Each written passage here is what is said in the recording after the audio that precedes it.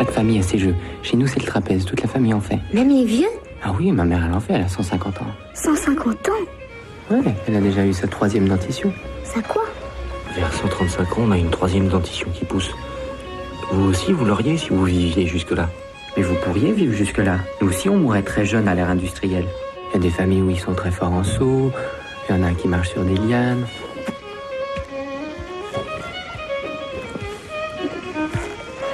Et c'est qui dirige la planète? Mais c'est personne. C'est tout le monde. On a une réunion de planète une fois par an avec les délégués des villages au sommet d'une montagne. Pourquoi au sommet d'une montagne? Quand on a marché 2 heures dans une montagne, on est plus intelligent.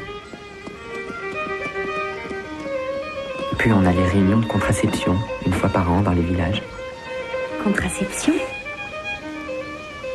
On décide à peu près combien on va faire d'enfants suivant ce qu'il va y avoir comme récolte.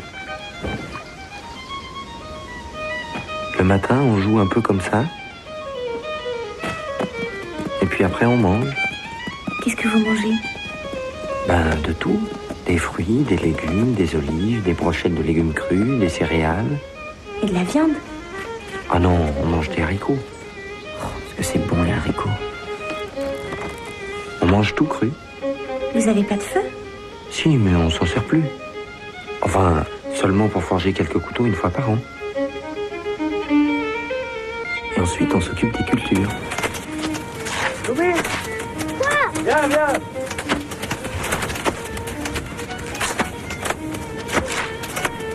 Viens.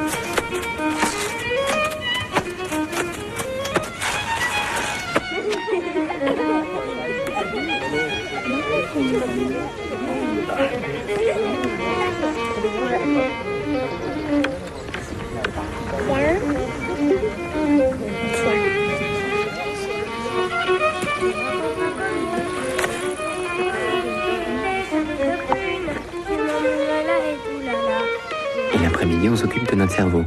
On a des classes de télépathie, d'intuition du futur, de voyage interstellaire, de mathématiques de l'espace. C'est quoi mathématiques de l'espace? Pour ça, c'est les gosses les plus forts.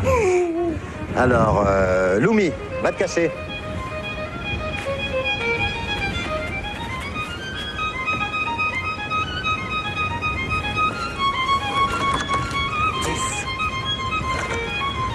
Hein?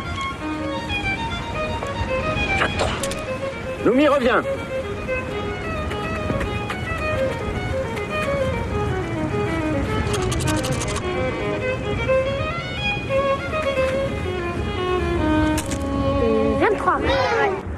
Et vous savez ce qui va se passer dans les années à venir?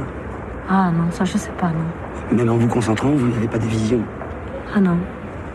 C'est dommage. Ah, ça c'est pas toujours gai, hein, de savoir. J'aimerais tellement. Ah, vous devriez demander aux garçons. Moi je suis nulle en archéologie. Après l'ère industrielle, chez nous, il y a eu les grands procès et les boycotts. Les procès? Tous les gens qui fabriquaient des produits nocifs contre la santé des humains, des animaux et des plantes ont été jugés coupables de génocide et de crimes contre la planète. Ah oui? Qui? L'industrie agroalimentaire et chimique, les fabricants d'armes de tabac et d'alcool, les industries pharmaceutiques et nucléaires, les constructeurs d'automobiles, les architectes, beaucoup de médecins et les politiciens qui s'étaient enrichis en laissant faire. Ça fait du monde, hein? Ah, c'était la guerre civile. Après, il y a eu le boycott. Le boycott? Tout ce qui était mauvais pour la vie, on l'achetait plus ou on le jetait. C'était l'arme absolue. Plus d'achat, plus de pouvoir. L'armée et la police pouvaient rien contre le boycott. Comment ça s'appelle déjà à cette époque? Le chaos pré-renaissance. Ah, il y a quand même eu une renaissance. Ah oui. Et vous pourriez nous montrer comment ça se conduit une automobile? Ah, vous voyez, ça vous intéresse quand même, les automobiles.